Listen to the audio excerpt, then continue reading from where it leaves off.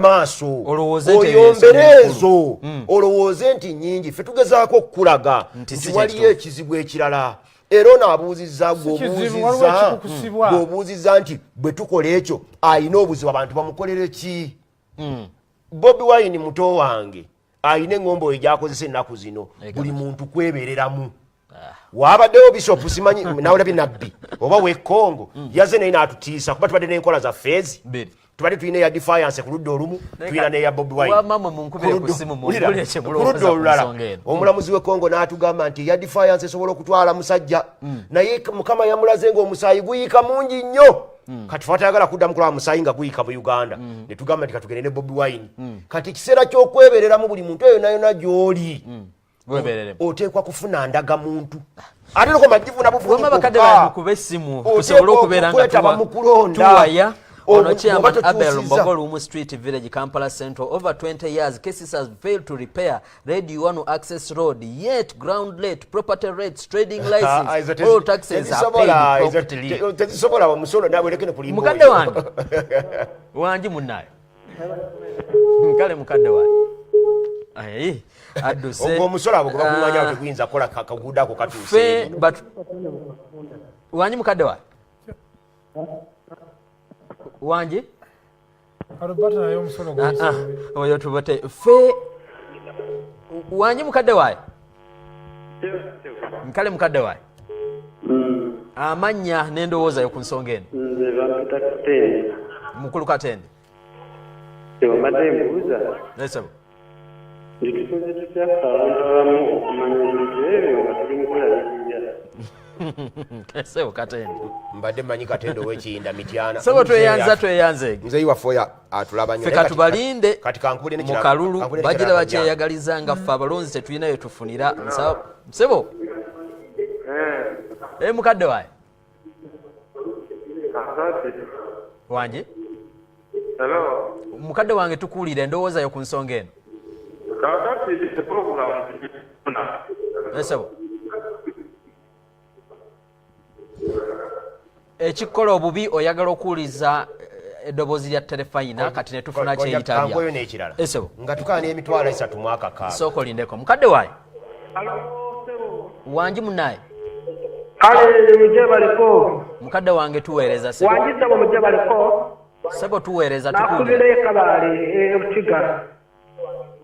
genda maaso sebo hata kama bulire abo bali mulyabwe wabala kukolerya ebitaba kimideyo basebo bati abo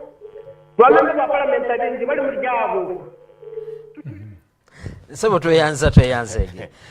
badde nkugamba emitwalo egy'esatu mu akakaaga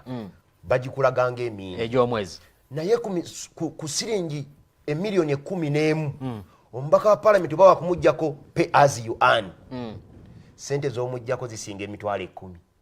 ng'oggyeko omusolo kati gobokaanire 3 mu akakaaga gye bamuwadde nga ze bamusonyiwa ate na nnyingi nnyo oba weerabidde kino ekikola ki ekiriwo n'olwekyo tuleke kumalamu bantu baffe maanyi mwebale programu naye lwaki ba MP tubazangayo mu parliament ng'ate tumanyi bulungi parliament is a business place bannayuganda muziuka amaaso twerengere mu maaso parliament si business place bagifuula bufuuzi business place si business place I'm in South Africa. I wonder where our country is going because those people they are getting a lot of money but yet they cannot afford OTT. That is very little. It is not because they cannot afford the OTT. But MPs can afford to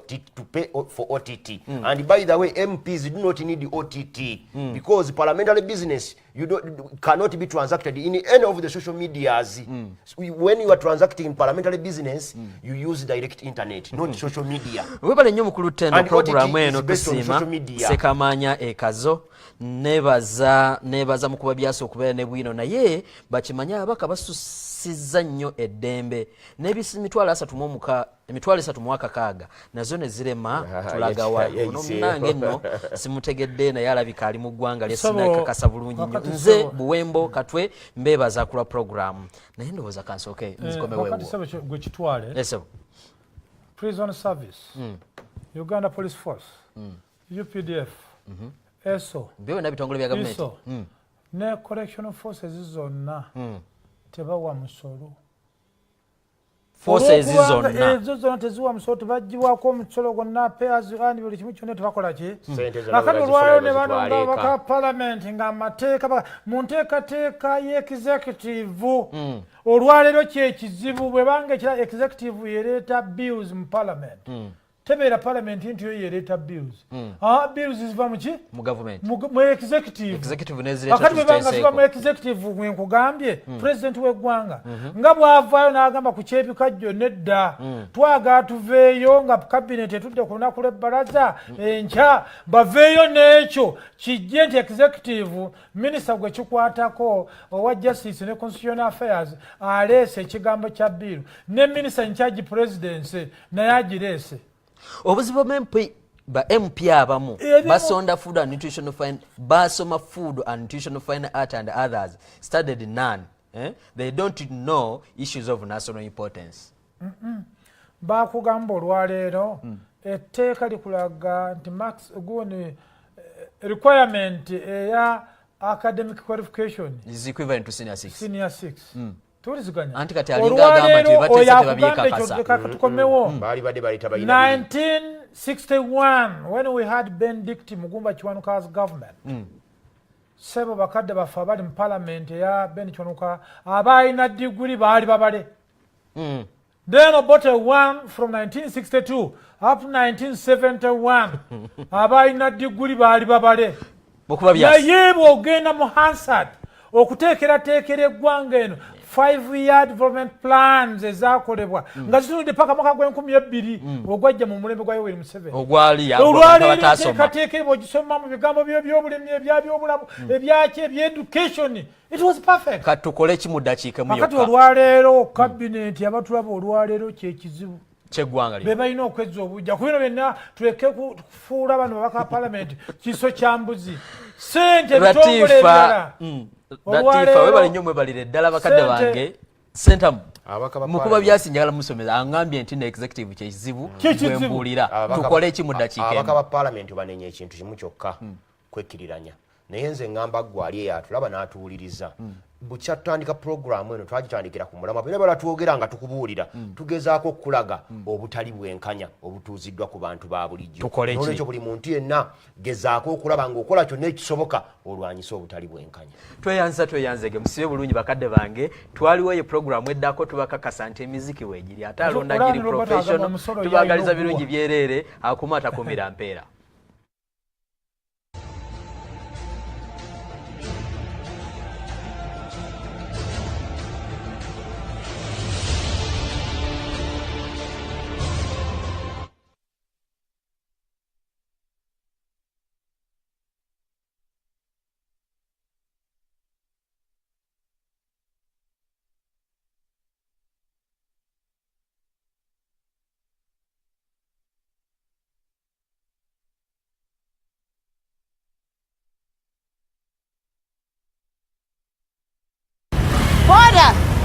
Yes, madam.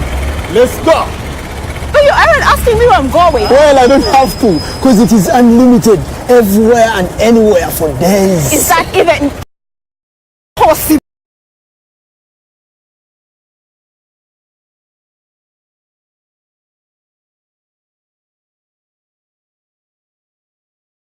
nakolwaleero musintano bakadde bange yonna gye muli nze mugagga mutale ttene muzukulu wa bweya mutale muzukulu wa nantajja nanfumba mbi sirya dduma sirya njima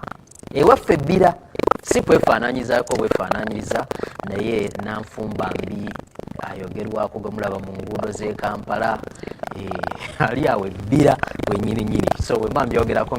ngambanye ebyensonga kyova olaba nti mbiggumiza olwaleero ziri 19 twakitegeeza tusigaze ennaku 17 zokka okumalako sawumu eno abasiibye mubale nnyo weewolere ddala mu abaana Adamu ababadde beekwasa ensonga bannange tekikola makulu kube naye kati awo bigenda kutabuka naye muzigyewo alusaze zibaluma tusobole okutambulira awamu tufune ku mpeera ezitugwanidde olwaleero njagala tutunuulire ekintu ekikulu mu ggwanga obuzibu buvaawa ngana z'omwezi 3 May 2018 etteeka lyayita mu palamenti nga likwata ku musolo gwa OTT abamu gwe bayita over the top. Ye naffe gye twakikwatira eyo ne kijja ne gututuulamu ne tugunyweza abamu ne tugusasula abamu ne bagaana naye ekikulu weeguli tubadde tukyali awo ne babeerawo ebizze naye kansooke mbe bannange bano balamuseeko ntandikiraawo mbabuulye n'ebiri mu ggwanga tusobole okutambira mukuba byasi buladde businzi gye tuli tuweereza ogamba otya mukama yebale kusobozesa okubanga esabbiiti olwaleero era tuli ffenna nze nenkwebaza nekuba munnange ono enteekateeka bwe yatulaga nti tunaabeeranga no bwe basabbiiti tukkirize oba tugaane ate n'okwebaza management eya BBS Telefina kubanga ddala muli mu kiseera ekyakabiga muyita buli ddoboozi lyonna abantu oleeta ebirowoozo ebifuma nakyo ekyogedde ako ge mazimukiriza ogaane akati olw'enteekateeka eyo negamba nti osanga oba oli awo twandibadde tugedde nyalaga nti abesabbiiti ono twegedda nti munajje temujja kukolaki ate abantu bakatonda bonna abagalwa abalungi abalaba BBS buli wasande programu yanamukwakula buli amayengo ga BBS bwe gatuuka si bantu bangi nnyo beebaza timwebale yenno wali nno abalungi abagalwa abalungi abaka Jastown Council woodi yanamulanda nebagamba kisiba webale omuweereza waabwe kuba ekitundu ekyo okuba nga mumuleeta eddoboozi neyeyongerako kulwa ekitundu ekyo ekya Busiro ne baliraana Ssaabawali Kasanje ne Ssaabaddu Katabi ne Makindi Ssaabagabo mu Kyaddondo abafunye ebirungi weewaawo Mukama Katonda bongereko ebirala naye n'abafunye ebikonkono kusigala nga jjo nawuli okwewa omutonzi okuba nga atuyisaamu mu ebyo twongere okuvuunuka amayengo g'ebizibu bitalimu mbagaliza okutuuliza n'okutulaba akwakawongezi kwaleero okulungi tweyanze gesentamu otya kyaliyo mpolampola bakumanti bawadde ntibakidde kufudemba ate nze buli nkuba lwetonya noteekayo ki ekikola olumu empisa bubi ng'omuntu naye waliwo omuliriza waffe muzeeyi w'ekiyinda mityana eyo atuwuliriza nnyo naye ngambye nti buli lwenzijanga wano at least mbengako ekigambo kimu kyetugezaako okulongoosaako nti akuwulira nga weebalama nnyo okutereeza ebigambo by'olulimi naye agamba nti lwaki tugabako ekigambo kimu ngaawo sentamu oŋambye nti namuse olulimi Oluganda ndumanyi obuwangwa bw'Abaganda mbumanyi naye nnina ensonga zange waliyo abatono nnyo betumanyi kubanga agambye jjo nabadde njogera naye nga